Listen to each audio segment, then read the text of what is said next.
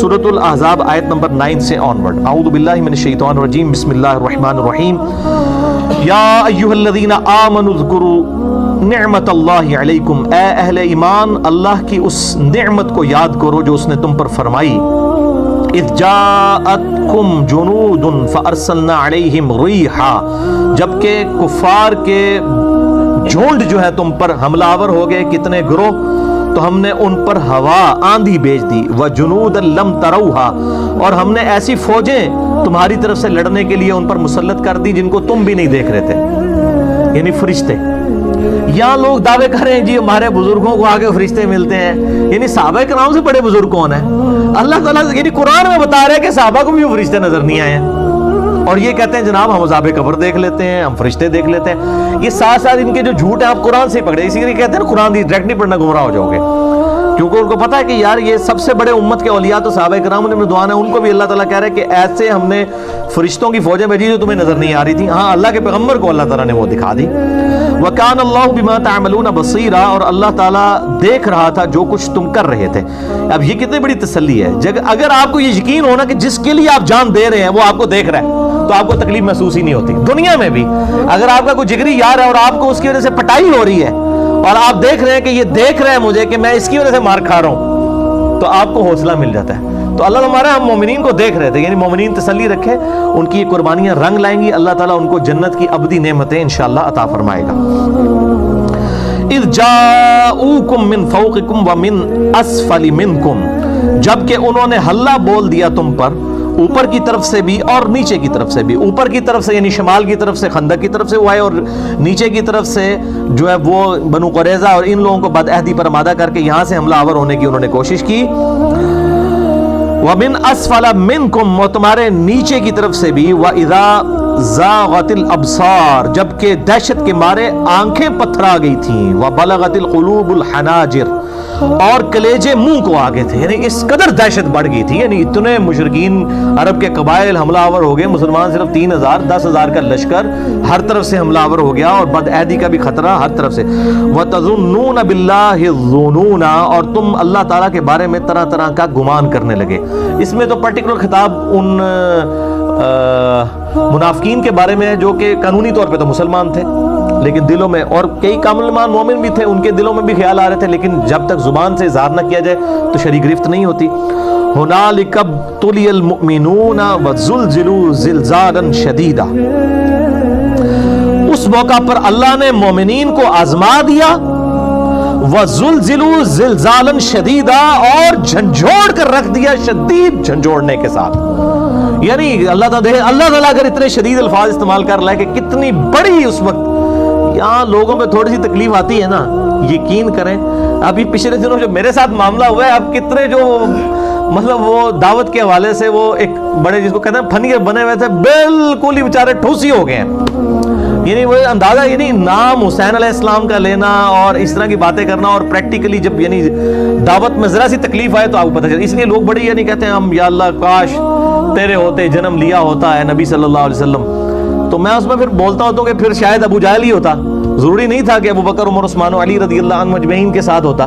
یعنی یہ تکلیف ہمیں تو اس میں سے عشر شیر بھی نہیں مطلب برداشت کرنا پڑ رہا. میرے بھائی ایئر کنڈیشن کمرے سے اٹھ کے, ایئر کنڈیشن آفس سے اٹھ کے جناب صاف ستھرے باتھ روم میں وضو کر کے قالین کے اوپر نماز پڑھ لینا, یہ کون سا ہے جناب بہت بڑی دینداری اور کارنامہ کر لیا. نماز تو صرف مسلمان اور کفر کے درمیان فرق ہے, اسلام تو اس کے بعد شروع ہوتا ہے. یہ نمازیں, روزے, حج, زکات, یہ والا اسلام تو بہت آسان ہے.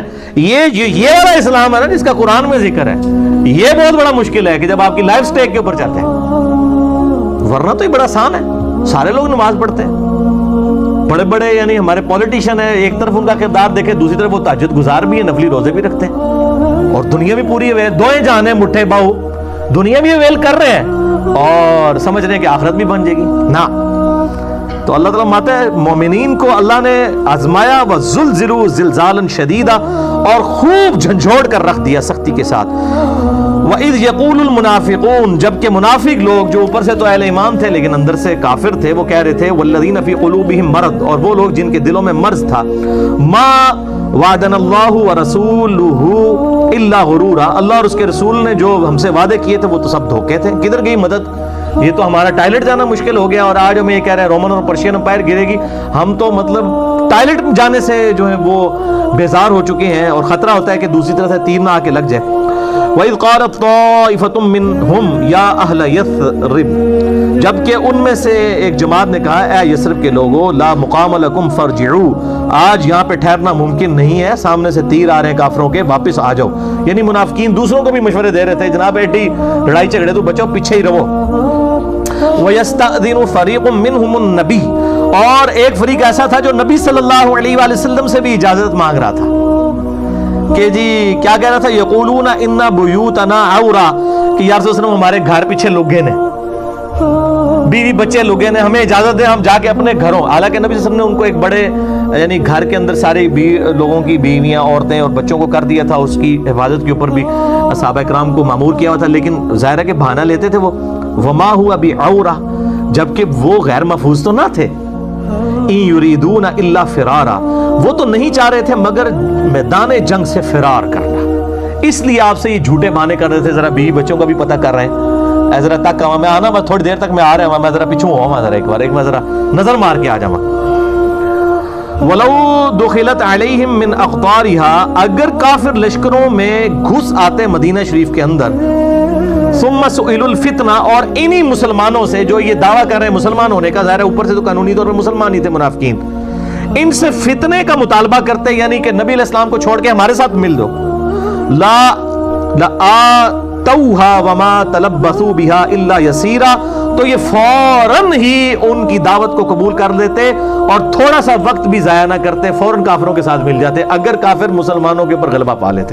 یعنی ان کے کریکٹر کو بتایا جا رہا ہے، یعنی یہ جان شان کوئی نہ دیتے۔ وَلَقَدْ كَانُوا عَاهَدُوا اللَّهَ مِنْ قَبْلُ، حالانکہ یہ اس سے پہلے تو اللہ سے عہد کر چکے تھے، یعنی قانوناً تو مسلمان تھے، حضور کے ساتھ انہوں نے بیعت کی ہوئی تھی کہ ہم جی ساتھ دیں گے آپ کا، لا یولون الادبار، کہ وہ پیٹھ نہیں پھیریں گے، اس کا عہد انہوں نے اللہ سے کیا تھا۔ وکان عہد اللہ مسئولا، اور یاد رکھو اللہ سے جو عہد کیا گیا وہ اس کے بارے میں پرسش کی جائے گی، اللہ پوچھے گا۔ قل لن ينفعكم الفرار، اے نبی صلی اللہ علیہ وآلہ وسلم ان سے فرماؤ کہ اے بھگوڑو، تمہارا میدان جنگ سے فرار کرنا، بھاگنا تمہیں کو فائدہ نہیں دے گا۔ ان فررتم من الموت، اگر تم موت کے ڈر سے بھاگ کے جا رہے ہو، اب القتل، یا قتل ہونے کے ڈر سے، وَإِذٍ لَا تُمَتَّعُونَ إِلَّا قَلِيلًا، تو تم بھاگ کر اس وقت جان بچا بھی لوگے تو تم بعد میں بھی زندگی سے لطف اندوز تو نہیں ہو سکو گے، سوائے یہ کہ تھوڑی دیر کے لیے۔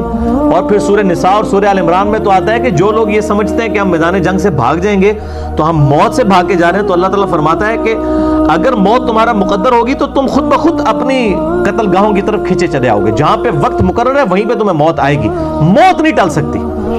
پھر سورہ نساء میں ہے کہ اگر تم اپنے آپ کو مضبوط قلعوں میں بھی بند کر لو تب بھی تمہیں موت اس کے اندر بھی آ کے رہے گی۔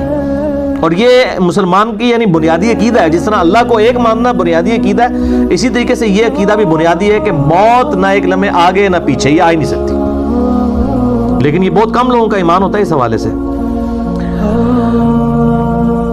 قل من ذا الذی یعصمکم من اللہ، اے نبی صلی اللہ علیہ وآلہ وسلم ان سے فرماؤ کہ تمہیں اللہ سے کون بچا سکتا ہے؟ یعنی میدان جنگ سے بھاگ کے تم گھر پہنچ گئے تو گھر پہنچ کے تمہیں کینسر نہیں ہو سکتا، طاعون کے مرض میں مبتلا نہیں ہو سکتے، تمہارے گردے نہیں فیل ہو سکتے، ہارٹ فیل نہیں ہو سکتا، اللہ سے بچ کے کہاں جا سکتے ہو؟ دنیا کی ٹریفک سے تو بچ سکتے ہو، اندر جو اتنی خطرناک ٹریفک چل رہی ہے اللہ تعالیٰ تو کسی کو اس طرح ختم کر سکتا ہے، ایک وائرس کسی کی موت لے سکتا ہے، ایک وائرس لاکھوں لوگوں کی موت کے لیے کافی ہے، کوئی ایک وائرل ڈیزیز بھی آ جائے تو۔